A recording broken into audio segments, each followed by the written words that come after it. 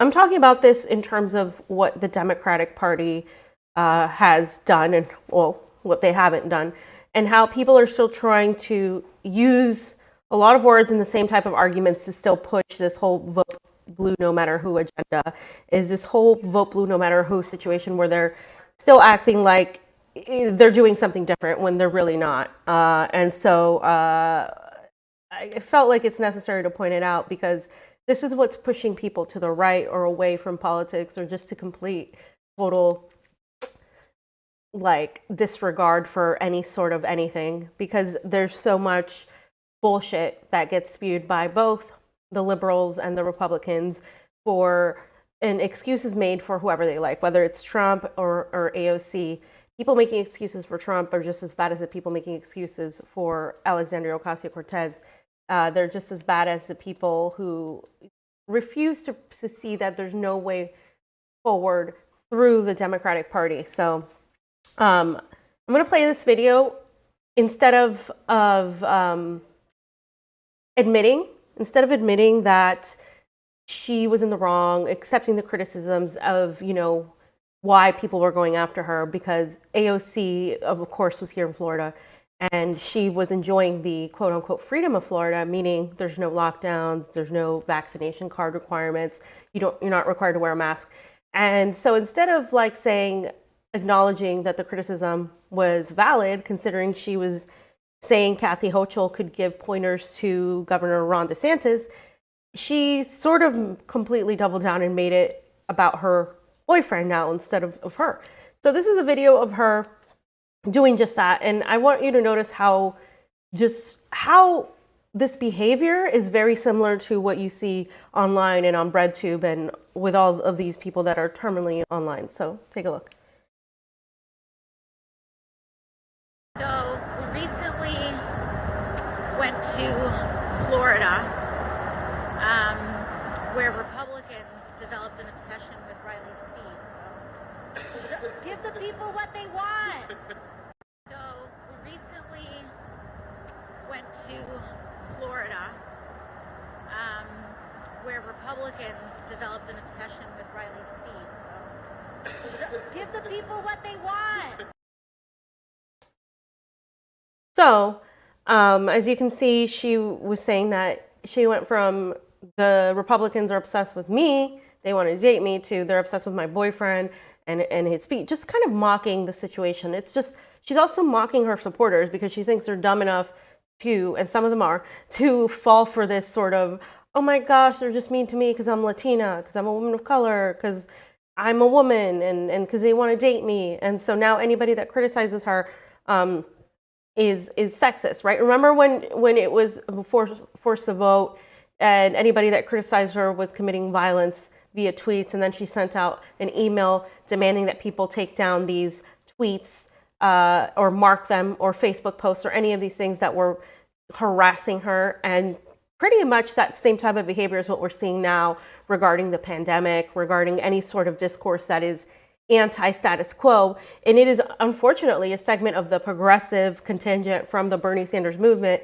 that has become the new liberals right off of their training wheels, and has, they're pretty much the ones that are pro-authoritarian, just canceling anybody that disagrees with them. There's no debate, there's no discussion. It's just like, if you don't agree with everything I say, you are absolutely a fascist, nutsball, right-wing, white supremacist. And it's that same sort of behavior. There's no exchange of dialogue, there's no logic, there's nothing. So what you end up is living in this echo chamber. So DeSantis responded in this video, and this is what he said.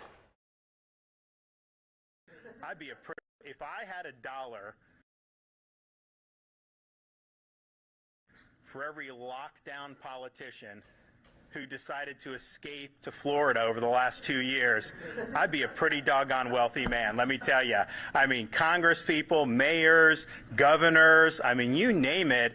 And it's interesting, though, the reception that, that some of these folks will get in Florida, because I think a lot of Floridians say, wait a minute, you're bashing us because we're not doing your draconian policies, and yet we're the first place you want to flee to basically to be able to enjoy life. And so I'm not surprised to see that continue to happen.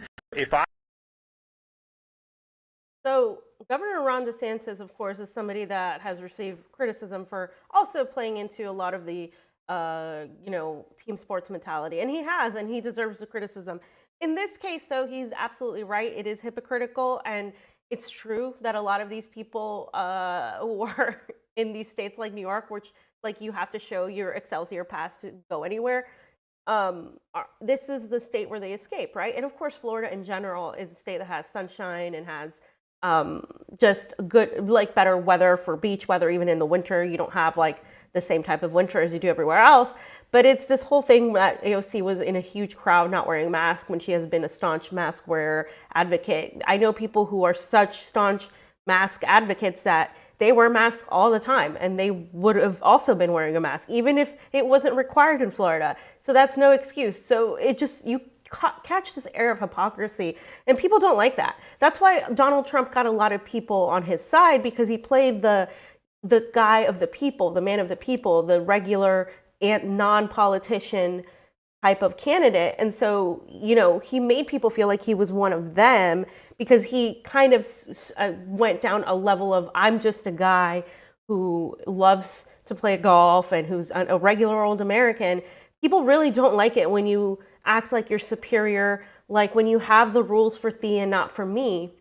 And so that's what AOC is portraying, that same type of Gavin Newsom behavior, where he was eating at a restaurant, French Laundry, while advocating everybody stay at home, not leave their house, and wear masks all the time. So it's that hypocrisy that people are really speaking against. And speaking of really bad politics and really bad ideas, all of this goes along with that sort of lockdown leftist mentality, where there's a lot of hypocrisy and a lot of elitism, because there's this whole class of people who are laptop workers, right? So basically they don't have to leave their house to do their job. There's nothing wrong with that. But it also gives you a sense of falseness of this reality that we're living in. Not everybody has the privilege of sitting from home and doing this work. Some people have to go out and be supermarket workers, or be retail workers, or be hospitality workers. And those people, when you have lockdowns, are the most affected.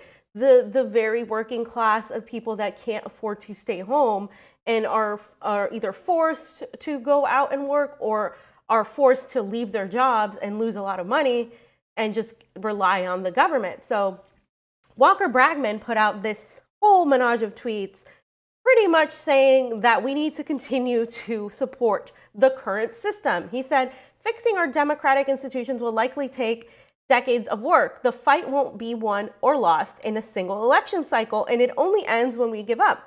We have no choice but to hold on to hope that we can fix our system. Fascism feeds on nihilism, starve it. Then he continued saying, these are precarious times we are living through. The right has weakened our institutions systematically over decades to combat unfavorable population trends and cultural shifts. As a result, our government is barely functional, unresponsive to the basic needs of the people. And then he continues, that dysfunction is laid bare in the time of crisis like what we are facing today with climate change and the COVID-19 pandemic. People are rightly frustrated at their obvious lack of power to affect what is happening around them. It is in times like these when fascism takes hold. Fascism is not always obvious. Its appeals are insidious. It preys on vulnerability, insecurities, long-held prejudices, and frustrations.